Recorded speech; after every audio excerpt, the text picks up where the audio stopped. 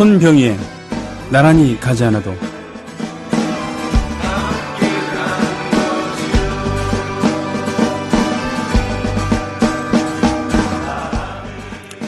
지난 1981년 이후 32년간 어린이들의 사랑을 받아온 MBC 뽀뽀뽀 아이조와, 원래 제목은 뽀뽀뽀였죠. 이 프로그램이 폐지된다고 합니다. 복수의 관계자는 7일날 뽀뽀뽀가 7,754회를 마지막으로 종영된다고 해서요. 후속으로 이정민 아나운서가 진행하는 똑똑 키즈스쿨이 방송된다고 밝혔다고 합니다. MBC는 뽀뽀뽀가 지금까지 대표적인 유아 프로그램으로 자리 잡았지만 최근 교육 환경이 다각도로 변하면서 유아 프로그램으로서 더 나은 발전을 위해 종영을 결정했다는 겁니다. 뽀뽀뽀는 프로그램의 마스코트인 뽀면이라는 타이틀로 최유라, 장서희, 이의정, 조여정, 강다솜 등등이 스타로 일어섰고요. 특히 이 중심에는 원조 뽀면이었던 왕영은 씨가 계셨습니다. 이런 귀엽고 깡찍한 매력을 지닌 스타들이 어린이들과 유대감을 형성해 프로그램 인기에 기여하기도 했다고 합니다. 뽀병이 김병조, 뽀식이 김용식, 이분들도 생각이 나는군요. 여러분, 뽀뽀뽀가 폐지된대요, 글쎄.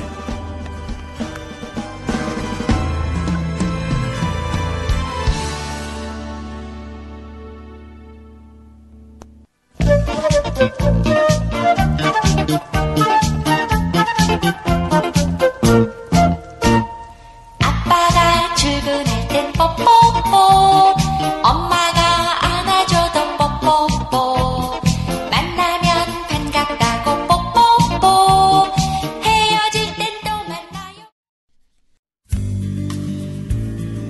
예, 만화가 박재동입니다.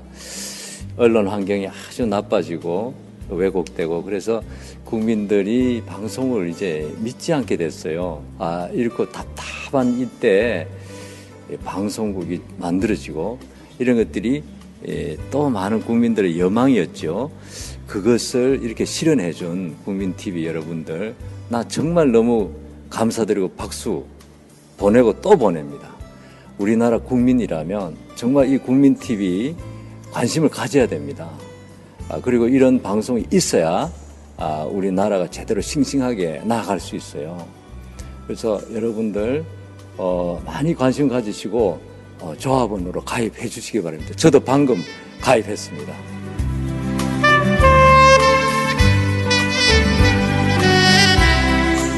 국민 만화가 박재동이 조합원으로 참여하는 국민TV. 모든 국민이 바라는 공정방송의 모델이 될 것입니다. 지금 조합원으로 참여하세요. 포털 사이트에서 미디어 협동조합 국민TV를 입력하세요.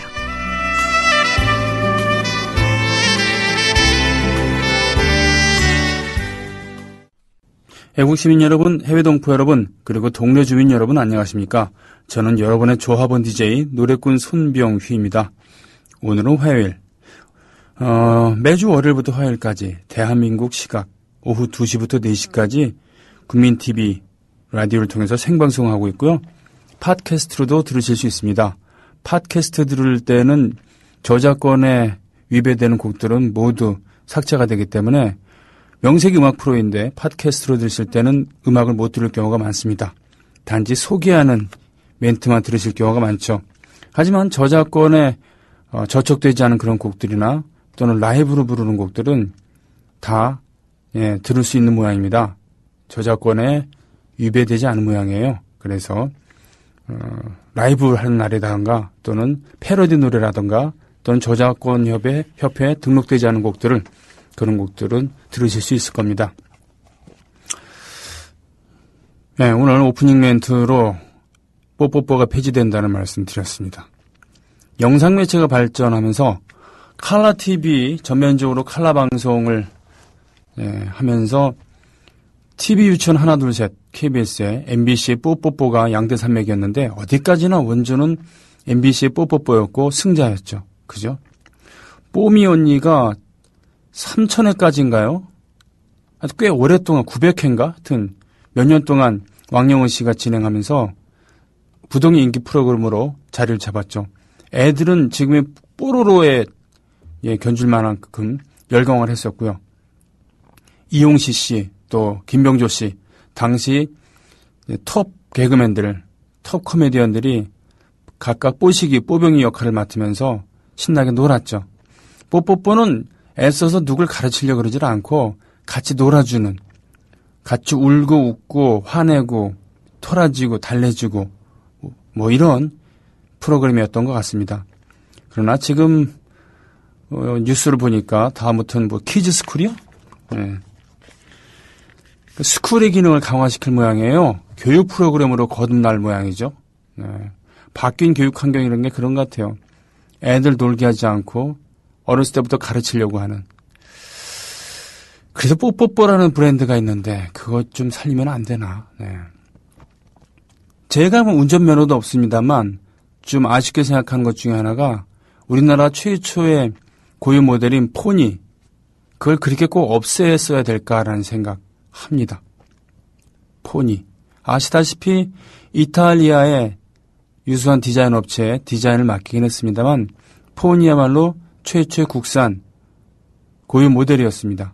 당시로서는 첨단의 그런 디자인을, 그리고 소형차 4기통짜리고 뭐 배기량은 1100, 1300 뭐 이렇게 뭐 그 정도로 했다고 합니다만, 물론 기아 자동차의 기아 산업의 그 브리사는 저기 스페인 말로 미풍이란 뜻이죠. 영어로 하면 브리즈인데 브리사라는 차도 있었지만 브리사의 엔진은 국산이었던 걸로 저는 기억을 합니다. 예, 기아 산업의 창업자이신 김초로 회장께서 엔지니어였기 때문에 국산 엔진에 대한 그런 열망이 컸다고 하죠. 뭐 그렇습니다만 디자인부터 해서 실제로 우리 최초의 그 고유 모델은 포니인데 그 포니가 70년대 중반에 나왔다가 어느 순간 없어졌잖아요. 예, 포니 2 생기다가 포니 엑셀 이 정도 하다가 그냥 없어지고 그 자리를 뭐 엑셀이니 뭐 프레스톤이 나중에 액센트 이런 것들이 소형차의 계보를 갖고 왔는데 꼭 그렇게 없앴어야 될까? 예. 아니면 지금 다시 살리는 건 어떨까? 이런 생각을 합니다. 어제 박상현 스포츠 기자랑도 얘기를 했습니다만 우리는 너무 새로운 것에만 민감하게 반응해서 과거의 훌륭한 유산을 계속 버려오지 않았는가 싶기도 하고요. 뭐 저야 뭐 현대기아차 관계자도 아니고 그걸 홍보하려고 하는 마음은 추호도 없습니다만 그런 건 어떨까 싶어요. 뽀뽀뽀 역시 그렇죠. 어차피 포맷을 바꾸고 그렇다 그러면 그냥 뽀뽀뽀 그냥 가져가면 어떨까 생각하는데 그게 아닌가 보죠. 뽀뽀뽀는 그냥 노는 이미지가 강한 모양이죠. 네. 그거 왜 개사곡도 많았잖아요. 네. 동물원 버전도 있고 그렇지만 이 뭐라 그러나 중국어 버전? 이런 한자 버전도 있었어요. 부처님 출근 시에 접접접. 네, 접은 이제 중국어로 뽀뽀가 이제 키스가 접문이거든요. 접은 이제 접할다 할 때 접이고 문은 입술 문자입니다. 그러니까 입술을 붙인다라는 이런 뜻일 텐데 아무튼 부처님 출근 시에 접접접. 모치님 포옹시에 접접접. 상봉시 쾌제라고 접접접. 회자정리 거자 필반 접접접. 뭐 이런 거 접접접. 접접접. 접접접 붕우. 접접접. 접접접. 접접접 붕우. 뭐 이런 버전도 있었어요. 예, 그 많은 패러디 버전이 있었습니다만 81년 5월 25일 날 첫 방송을 했대요. 그 몇 달 전에 방송을 시작했던 전원일기가 있었습니다. 예. 전원일기도 지금은 없어졌습니다만, 전국 노래자랑이었나? 맞아. 예. 하여튼, 대표적인 장수 프로그램이었던 MBC의 장수 프로그램이었던 전원일기조차도 더 이상 농촌의 모습을 담을 수 있는 소재가 고갈이 되니까 여기저기 한적한 농촌의 모습을 담은 촬영 장소를 옮기고 그러다가 결국은 두 손 두 발 다 들었죠. 전국 노래자랑은 지금도 계속 이어가고 있습니다만 뭐 요즘에는 무슨 모 통신사에 선전에도 나오더라고요. 예. 뽀뽀뽀. 물론 그 뽀뽀뽀를 보면서 자라는 아이들도 있었겠지만 사춘기 소년 소녀들 같은 경우는 그거 보면 잘하진 않았겠죠. 그러나 그냥 재미있었어요. 그래서 재미로 낄낄거리면서 봤죠. 부모님들은 어떻겠습니까? 애를 보기 위해서, 애를 조용히 시키기 위해서 뽀뽀뽀를 같이 봐줬겠죠. 비디오 VHS 시절에는 뽀뽀뽀에서 주요 장면들, 재밌게 노는 장면들, 춤추는 장면들, 노는 장면들을 편집을 해서 애 봐주는 비디오, 뭐 이렇게 비슷한 포맷을 가지고 팔기도 했었어요. 예. 저도 아이를 키울 때 그 비디오 덕분을 많이 덕을 많이 봤죠. 자,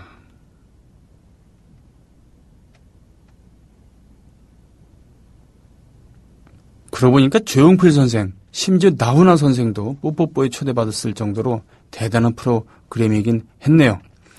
저와는 상관없는 방송국에 또 이젠 더 이상 저와는 상관없는 그런 프로그램이지만 괜히 없어진다고 하니까 그것도 내일 마지막 방송이라 그러니까 마음이 좀 우울해져서 이걸로 얘기를 해봤습니다. 이 우울한 소식에도 불구하고 이 손병휘에 나란히 가지 않아도는 계속 당분간 별일이 있을 때까지 함께 하겠습니다. 어저께 방송 끝나고요. 방송 끝나고 글을 올려주셨군요. 보자. 예, 물처럼 바람처럼님 팟캐스트로 방송을 듣다가 신청한 개인 로고송 들으셨다고요? 예, 생방은 사수 못하셨지만 팟캐스트로 들으셨군요. 로고송 마음에 드신다니까 반갑습니다. 임정득이 1.5집 어제 등기 발송하셨으면 오늘 아니면 늦더라도 내일쯤 휴가 기간이니까 늦으면 내일 올 수도 있겠군요. 빠른 등기면은 그 다음 날, 그렇지 않으면 그 다음 날 오니까 그렇죠. 지메일 쓰시는군요. 우리 문희정 아나운서께서 음원을 붙여주실 겁니다. 음악을 좀 듣고 올까요? 신청곡들이 좀 왔나요? 예, 보자. 그러면 쟤네 거 틀어주시기 바랍니다. 예.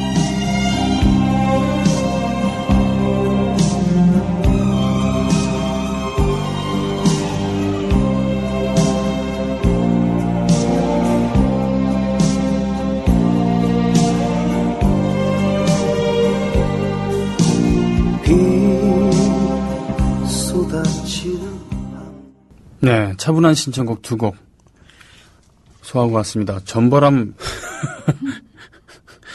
전보람 아버님 노래 잘하시네요.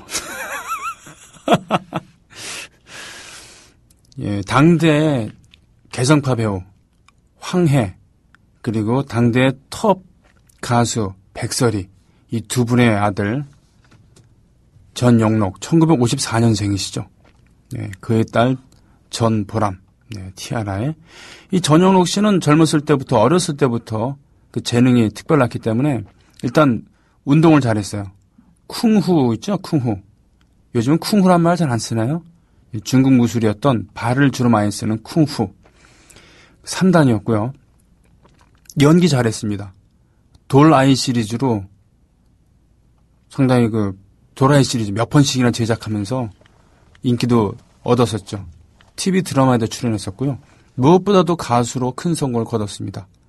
통기타 시대는 애심이라는 노래, 그 노래는 제가 기타 처음 배울 때 연습곡이기도 했었는데 80년대 초 좀 지나갔고 디스코 바지를 입고 나서 커다란 안경을 쓰고 춤을 추면서 노래 부르는 사랑은 연필로 쓰세요. 뭐 이런 노래 하면서 KBS에서 가수왕을 받기도 했었습니다.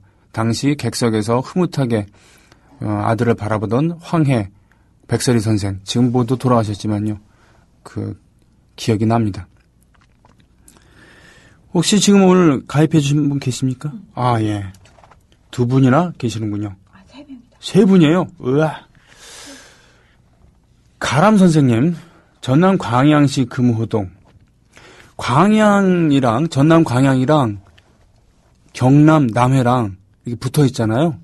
그죠? 네. 광양 불고기 유명합니다. 아마도 제가 봤을 때는 그 광양 불고기는 광양에 그 공단 조성할 때 제서스 같은 거 또 건설할 때 가셨던 분들이 맛을 보시고는 그게 이제 유명해지지 않았을까 싶습니다.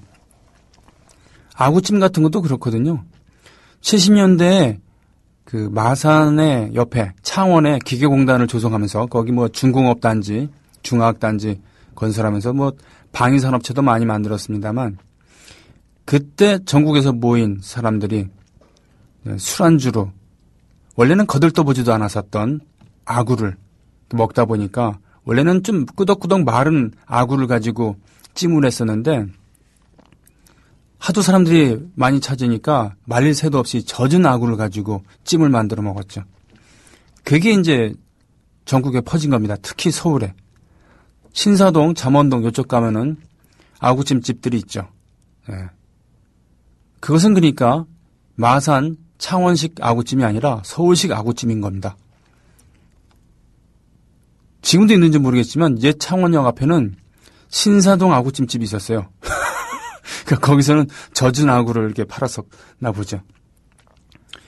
뭐 그런 거. 광양 불고기도 그런 식으로 해서 타지에 알려진 거 아닌가. 그러니까 한적하게 자기들끼리 먹다가 사람들이 워낙 많이 찾으니까 유명해진 거 아닌가 싶기도 하고.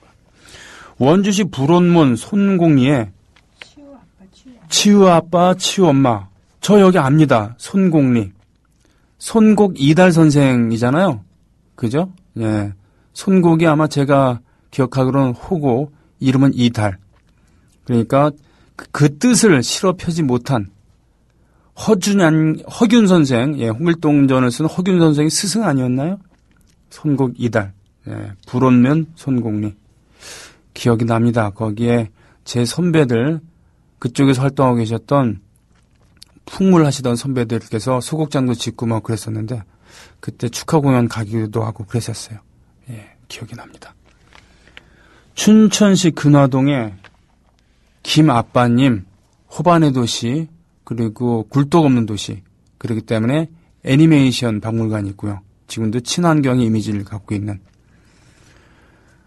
막국수와 닭갈비의 그 본향. 예. 원래 춘천 닭갈비는 지금처럼 요란한, 서울에서 파는 요란한 뭐 이것저것 많이 들어있는 게 아니었고 고추장, 오래 숙성된 향기로운 새콤한 매콤한 그런 고추장을 위주로 해서 소박하게 이렇게 요리해서 나온 거였죠. 아이씨, 이런 얘기하면 또 이게. 제가 점심을요, 아침 겸 점심을 먹습니다. 11시 내외에 밥을 먹고, 그리고 준비를 하고 이제 나오거든요. 4시쯤 방송을 마치면 당연히 배고프죠. 아침 먹은 지 5시간이니까. 어떤 경우에는, 부실하게 먹을 경우에는 2시에 방송 시작할 때쯤 벌써부터 좀 허전해지기도 하고 그렇습니다. 이렇게 세 분께, 4분이었나요? 4분께서 가입을 해주셨습니다. 고맙습니다. 이젠 휴가에서 이제 점차 돌아오고 계시는 건가요? 예, 어제는 2시간 내내 가입하신 분들이 5분이었는데 30분도 안 지났는데 지금. 예, 그렇습니다. 이스라엘의 원전 사고 일어났습니까? 이거 남의 일이 아닙니다. 그죠? 일본도 그렇게 심한 지진이 원전 옆에서 근처에서 또 쓰나미가 몰려들지 어떻게 알았겠습니까? 일본인이야말로 재난 대비는 어떻게 보면 세계 최고인데요. 그죠? 일본 건물들이 보면 멋대가리 없이 생겼잖아요. 각져 있고 매정하게 생겼습니다. 왜겠습니까? 안전을 위해서 멋을 포기한 거죠. 아무리 멋있게 만들면 뭐하냐. 지진 나면 다 무너지는데 뭐 이런 거죠. 또 일본은 오래전부터 목조주택이었잖아요. 물론 나무를 쉽게 구할 수 있다는 장점도 있지만 그렇게 지진이 흔한 나라에서 돌로 건물 만들었다가 무너지면 어떻게 됩니까? 영락없이 죽습니다. 근데 나무로 만들면 어떻게 돼요? 안전을 그래도 좀 담보할 수 있잖아요. 그죠? 돌로 했다가 무너진 것보다 훨씬 좋지 않습니까? 짓기도 쉽고 말이에요. 다 그런 이유가 있는 거겠죠? 왕싸가지님께서는, 야, 세상에, 밥을 못 먹을 때 콜라에 밥을 말아, 야, 대단하시네요.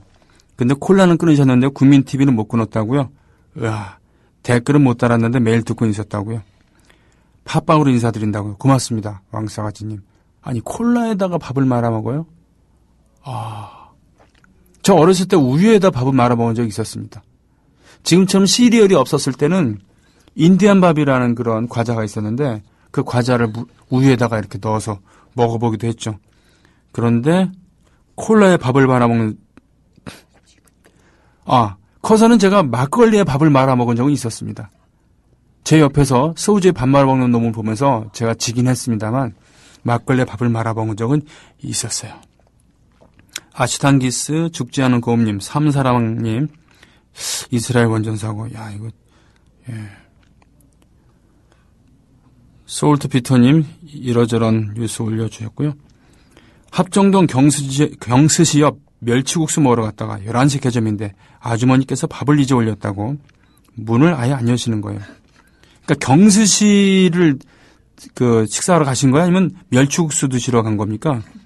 멸치국수 집에서 왜 멸치국수 먹으면 되는데, 거기 원래 빈대떡집인데요.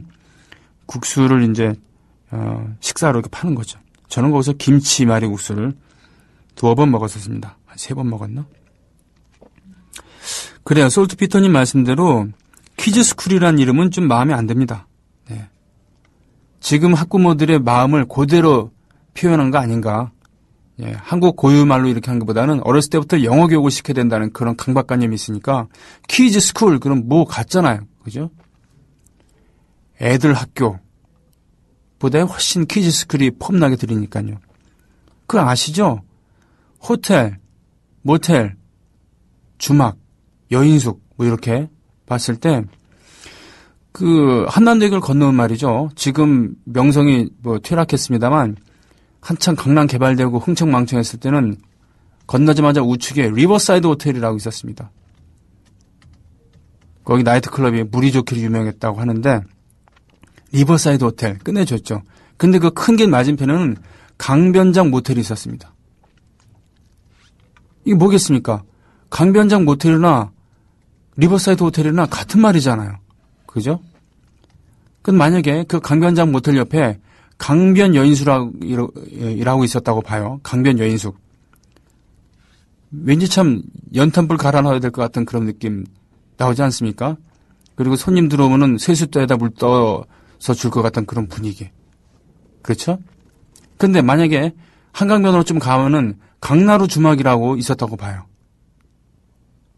그러면 더더욱 그런 기껏 있는 거는 막걸리에다가 국밥, 네. 그리고 발냄새 풀풀 나는 그런 나그네들이 한 방에 모여갖고서는 술 추려면 하다가 코 골면서 자는 다 같이 모여갖고 그런 그림 그려지지 않습니까?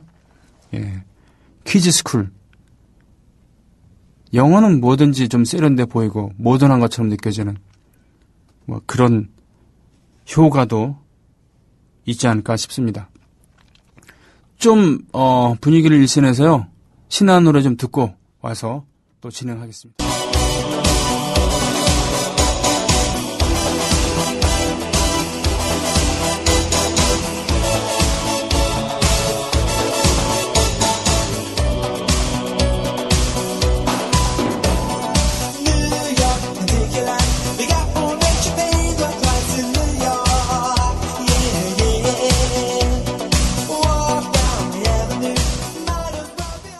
신나는 곡 2곡 듣고 오셨어요. 예, 어떠십니까?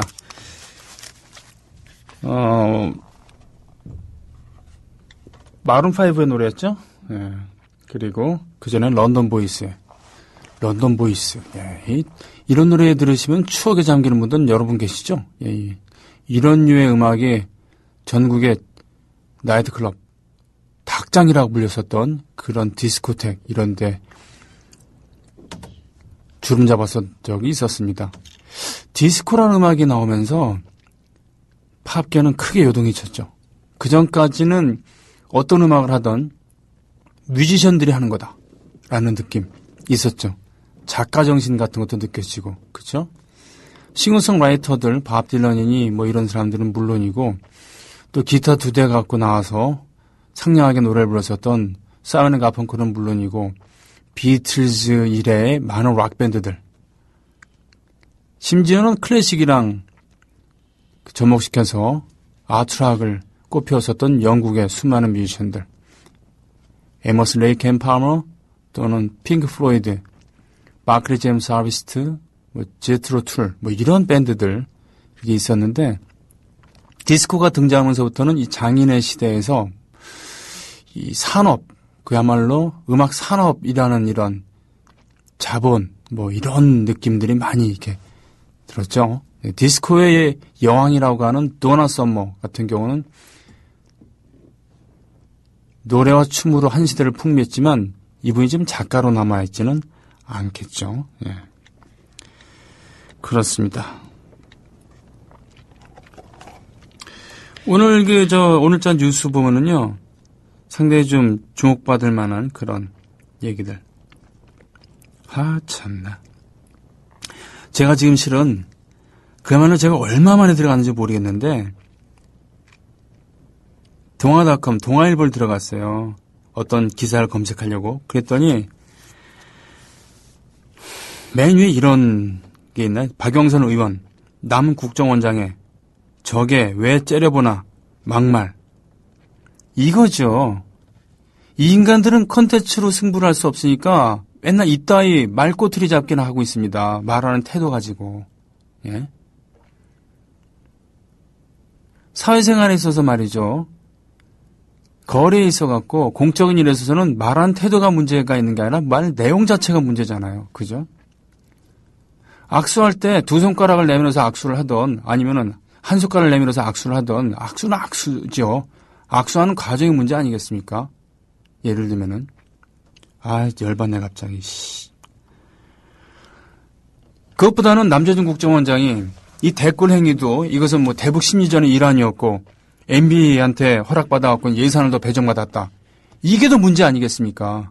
그래요. 그 댓글 노래해갖고는 대북 심리전? 그러면 우리 국민들을 적으로 지금 여겼다는 거 아닙니까? 적으로. 그러니까 자신들이 동의하는 그런 정치 세력이 아닌 다른 세력들은 적이라고 생각한 거 아니에요. 심지어 북한 쪽이라고 생각한 거 아닙니까? 이것에 대해서 통렬하게 따지고 반성하고, 예, 그야말로 국가관을 검증해야 될 신문들이 이따위 소리를 하고 있어요. 그리고는 제가 지금 뭘 검색을 했냐면요. 모든 길은 김기춘으로 대이어 부녀 대통령 보좌라는 제목의 그 기사를 보고 있는 겁니다. 그걸 검색하려고 그러는 거예요. 김기춘, 어제도 제가 방송을 했습니다만 92년도에 초원복국집 사건, 그 전에 유신헌법 초안자, 지금 국정원이었던 그때 중앙정보부의 또 요원이었고요. 강기훈 씨 유서대필 사건의 검사 중 하나였고, 네? 2004년 탄핵의 주역 중에 하나였고요. 그런데 모든 길은 김기춘으로 원조 친박의 귀환이라고 하는, 예. 청와대 비서실 전격 개편 대이어 부녀 대통령 보좌 김 비서실장, 예. 김비서, 야, 김비서, 예. KBS도 김비서고요. 저기 김정일 비서도 비서입니다. 그죠? 예. 총비서, 예. 북한에선 비서라는 게 우리가 생각하는 것과는 다른 거죠. 청와대 비서실장이면은 사실상의 넘버 2라는 거죠. 조선시대로 따지면 도승지겠죠. 좌승지가 있고 우승지가 있고 그의 윗대가리가 도승지, 비서실장인데, 근데 실제로는 청와대 내에서는 넘버 2라는 건 뭡니까? 영의정은 국무총리로 비교할 수 있지만 실질적인 권력은 비서실장이 더 높다. 이런 얘기 아닐까요? 네. 대를 위해서 충성하니까 기분 좋습니까? 대를 위해서 충성하는 그런 걸 보니까 동아일보는 흐뭇해요. 네. 당신들이 바란 세상 온 것 같습니까? 저는 75이라는 나이를 문제 삼고 싶지는 않습니다. 레이건 대통령이 출마했을 때 상대 후보가 저렇게 늙은 나이에 뭘 할 수 있겠느냐라고 공격을 하니까 그렇다고 내가 당신의 어린 나이, 경험 없음에 대해서 뭐라 그런 적 있냐라고 해서 바로 판정승 거뒀잖아요. 나이가 문제가 아니죠. 다만 그동안 뭘 해왔느냐의 문제 아니겠습니까? 예. 나이가 정말 숫자에 불과하다 그러면 그 젊음이 있다는 것을 증명해야 되잖아요. 그러나 가장 젊었을 때 했던 짓거리조차도 가장 퇴행적인 민주주의를 위해서는 가장 쓸데없는 짓인 그런 유신헌법 초안이나 하셨던 주제에 말이죠. 네. 그런 주제에 지금 남과북 평화를 남과북의 그런 새로운 시대를 열어가야 될 그런 이 정권에서 비서실장하고 있어요. 예? 우리의 미래를 위해서 정말 한반도 평화 이루어져야 되지 않겠습니까? 지난 5년 동안 이렇게까지 뒤로 간 것만 해도 억울해 죽겠는데 저는 남북의 그 정권들이 모두 통일을 바란다고 생각하지는 않습니다. 북한 정권이 우리보다 더 낫다는 하등의 증거도 없어요. 다만 북한도 그렇고 남한도 그렇고 한 발자국씩 진보적인 정권들이 나와야지만 남북 평화를 위해서 좋다는 것 정도는 알고 있습니다. 예. 제가 북한에 살고 있지 못하기 않으니까 북한에서 운동을 할 수 없는 거죠. 물론 북한에선 이런 얘기도 제대로 할 수 없다는 그런 거 있습니다만 예. 이런 거 하면 전 그 뉴라이트로 전향했던 왕년의 운동권들이 정말 저주스러워요. 왜? 그들은 진짜 그렇게 믿었나 봐요. 북한이 우월하고 주체사상이 옳았던 걸로. 그러니까 이건 아닙니다 하면서는 돌아서는데 돌아설 거면은 북한의 주체사상은 아닙니다 하면서 제대로 된 진보사상을 받아들여야 될 거 아닙니까? 그리고는 명상을 하고 새로운 길로 가야 될 거 아니에요. 그게 아니라 전향을 한다고 하면서 수구 꼴통으로 가면은 그들이 했던 운동은 실질적인 진보 운동이 아니었다는 거예요. 어설픈 민족주의자 하려다가 그 실패한 거 아니겠습니까? 그런 주제에 무슨 지들이 옛날에 운동해봤었다고 지랄을 하면서 지금도 가르치려고 그럽니까? 누구를. 예? 그리고 지들만 변했습니까? 똑같이 북한 바로 알기 운동하면서 알게 모르게 북한에 대해서 호의적인 감정을 갖고 있었던 그런 많은 사람들도 많이 변했습니다. 니들만 변한 거 아니에요. 니들은 퇴행한 거고요. 그러면서 진보의 다른 길을 모색하면서 꿋꿋이 가고 계신 분들 지금 전국에 산재하고 계십니다. 그런 분들이 촛불 들고 있는 거예요. 물론 극소수는 아직도 그 북한에 대한 인식이라든가 통일을 바라보고 있는 그런 시선이 그 80년대 말 90년대 초에서 좀 별로 변하지 않은 분들도 계시죠. 그러나 극히 일부입니다. 그런 분들은. 그리고 그분들의 그것도 난 동의할 수는 없지만 존중은 해요. 예? 그러나 그분들이 그렇게 옛날처럼 커다란 힘을 가질 수 없고 가져서는 안 되겠지만 그런 사회 상황 정도는 됐잖아요. 그런데 뉴라이트도 그렇고 지금의 조중동도 그렇고 그 별로 안 되는 그런 걸 가지고 끝까지 꼬투리 잡고서는 전체 운동 세력들이 바로 아직도 주체사상을 추종하고 북한에 대해서는 만세를 부르는 것처럼 호도하면서 자기들의 밥그릇들만 지금 챙겨가고 있는 거 아닙니까? 그런 상황이 되니까 유신 때 유신헌법을 초안했었던 이런 김기춘 같은 인간이 비서실장하고 있는 거 아니겠어요? 어제도 말씀드렸습니다만 박근혜 대통령한테는 최적의 인사예요. 대통령은 가업이잖아요. 게다가 박정희 대통령 제사 지내려고 지금 대통령 한 거 아닙니까? 명예회복하려고. 심하게 얘기하면. 그랬을 때 김기춘만한 분이 어디 있어요? 유신과 5공화국, 6공화국. 2004년 지금까지도 올곧게 한 길을 가고 계신. 에? 이분보다 더한 적임자가 어디 있겠습니까? 다만 국민들하고는 싸우자 하는 거죠. 적어도 그를 지지하는 지지하지 않은 48%는 절대로 받아 앉지 못하겠다고 하는 그런 거죠. 그리고 바라는 거죠. 야권에 힘 있는 세력들, 결정권이 있는 사람들이 대강 그런 사람들을 요리하면서 대강 타협할 수 있게 그러길 바라는 거죠.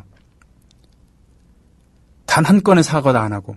그러나 겉에서 보기엔 아무것도 아니지만 밑에서는 석탄이 한번 타기 시작하면은 계속 가는 것처럼 지중화라고 하죠. 민심의 도도한 물결은 절대로 미봉책으로 끝낼 수는 없을 겁니다. 그런 의미에서요, 남과 북은 하나, 그 자랑스러운 전통, 제 얘기를 할, 조국은 조선은 하나 다 듣습니다.